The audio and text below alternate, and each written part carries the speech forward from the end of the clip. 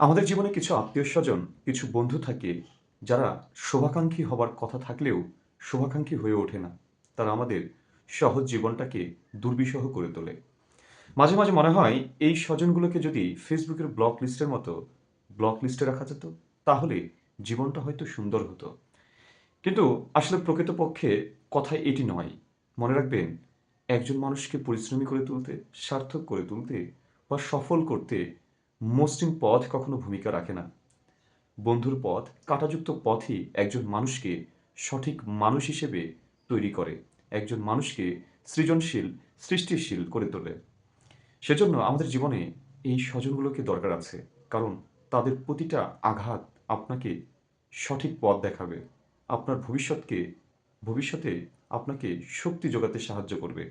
আপনি একজন আদর্শ মানুষ হতে পারবেন। আপনি একটি উত্তম অবস্থানে পৌঁছাতে পারবেন এই স্বজনদের জন্যই।